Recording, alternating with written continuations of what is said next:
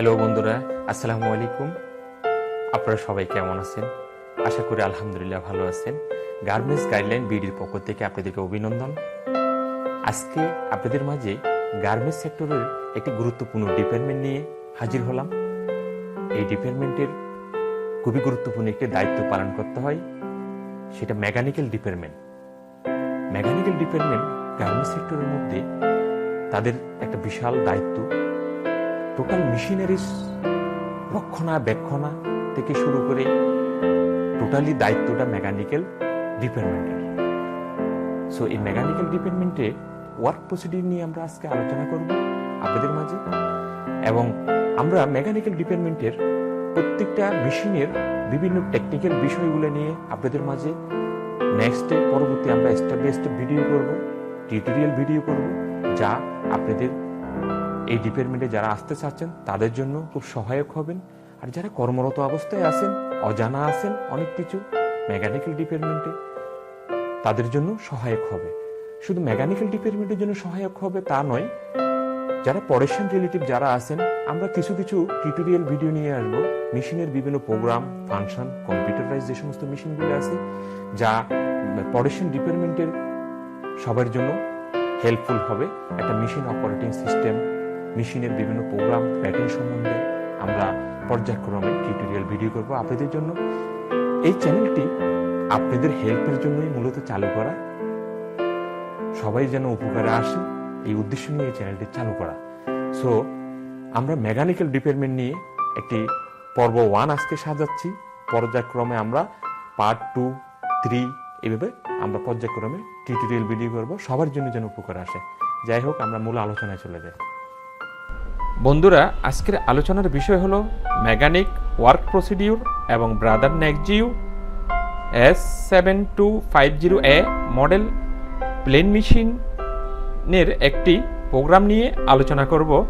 Mechanic department part 1।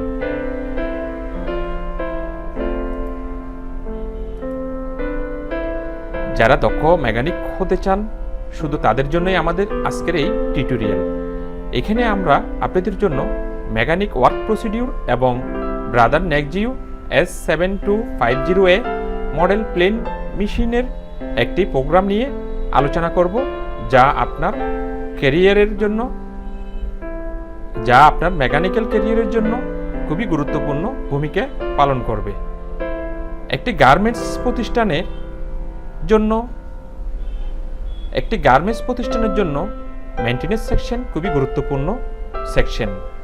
Maintenance section মূলত দুটি বিষয় সমন্বয়ে গঠিত, মেকানিক্যাল এবং ইলেকট্রিক্যালের সমন্বয়ে গঠিত maintenance section. Mechanical work procedure একজন মেকানিক ডিপার্টমেন্টের টোটাল 10টা ধাপে কাজ করতে হয়। আমরা সেটা এখানে উল্লেখ করেছি কোন কোন প্রসিডিউরে কাজ করতে হয়। আমরা নেক্সিও S-7250A মডেল প্লেন মেশিনের একটি শিক্ষণীয় প্রোগ্রাম দেখাবো। ইরেগুলার স্টিচ লেন্থকে রেগুলার স্টিচ লেন্থ করার নিয়ম কি, আমরা আপনাদেরকে সরাসরি মেকানিক ডিপার্টমেন্টে নিয়ে যাচ্ছি। আমরা অনেক সময় অনেকভাবেই সমাধান করতে খুব সমস্যা হয়ে যায়, সেরকমই একটা প্রোগ্রাম আমরা আজকে আপনাদেরকে দেখাবো। এটা হলো ব্রাদার নেক্সিও 725 মডেলের। এই মডেলের কিছু প্রোগ্রাম আছে যেগুলো আসলে আমরা অনেকেই জানি না, অনেকেই হয়তো বা এই ধরনের সমস্যায় পড়ে নেই, জন্য জানা হয়নি। যাদের জানা নেই তাদের জন্য আজকের ভিডিওটা। এটা হলো আজকে যে প্রোগ্রামটা আমরা দেখাবো। দেখেন, আমরা অনেক সময় একটা সমস্যায় পড়ি, সেটা হলো যে আমরা সুইং করতেছি, সুইং করার পরে দেখা যায়, দেখুন, একটা স্টিচ বড়, একটা স্টিচ ছোট, একটা স্টিচ বড়, একটা স্টিচ ছোট, প্রত্যেকটা স্টিচের পরে একটা ছোট একটা বড়, এইভাবে কিন্তু সুইং হয়েছে। এই সুইংটা আসলে রেগুলার সুইং এর ক্ষেত্রে প্রযোজ্য নয়। এখন এই সমস্যাটা কেন হয়, সেই জিনিসটাই আজকে আমরা দেখাবো। এটা করার জন্য আমরা প্রথমে মেশিনের সুইচ বন্ধ করব, বন্ধ করে মেশিনের অন অফ সুইচ অন করব, রেডি বাটন এবং F1 বাটন চাপ দিয়ে ধরে আমরা মেশিনের সুইচ অন করব। অন করার পরে দেখেন এখানে আসছে D01 এবং সামনে লেখা আছে ERDL। আমরা এখানে D01 যেটা আছে সেখানে আমরা D21 নম্বর প্যাটার্নে যাব। D21 নম্বর প্রোগ্রামে যখন আসবো এখানে দেখবো আমরা ফিড লেখা FEED ফিড।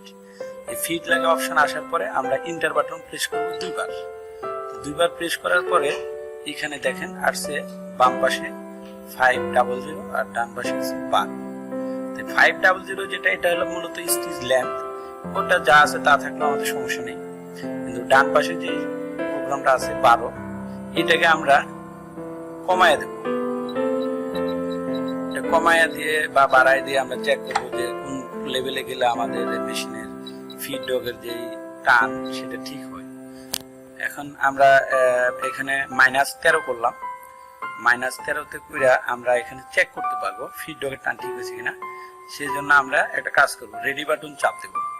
রেডি বাটন চাপ দিলে একটা জিনিস দেখবেন, রেডি বাটন চাপ দিলে এখানে ফিড ডগ আপ ডাউন করবে। দেখুন আপনারা ফিড ডগটা আপ ডাউন করতেছে রেডি বাটন চাপ দিলে। এখন ফিড ডগের প্রথম প্রেস করলে যে লেভেলে যায়, দ্বিতীয় প্রেস করলে সেই লেভেলে যায়, তার মানে ফিড ডগের অ্যালাইনমেন্ট ঠিক আছে। এখানে যদি আমরা 13 জায়গায় যদি আমরা প্লাস করে দিই, দেখুন আগে যেটা ছিল প্লাস করে আমরা যদি আগের যে 10 নাম্বার ছিল 10 নাম্বার দিই, তাহলে রেডি বাটন দিয়ে আমরা দেখব। এখন দেখেন আমরা রেডি বাটন চাপ দিচ্ছি। রেডি বাটন চাপ দেওয়ার পরে দেখেন ফিড ডগের এখানে যদি ধরি, একটা জিনিস ফলো করবেন, ফিড ডগটা প্রথম প্রেস করার পরে, রেডি বাটন প্রথম প্রেস করার পরে ফিড ডগের যে গ্যাপ থাকে সেই গ্যাপটা দ্বিতীয় প্রেস করলে কিন্তু সেই গ্যাপে যায় থামে না, একটু আগে থেমে যায়। তার মানে এখানে একটা গ্যাপ তৈরি হয়েছে, তাতেই বোঝা যায় ফিড ডগের অ্যালাইনমেন্ট ঠিক নাই।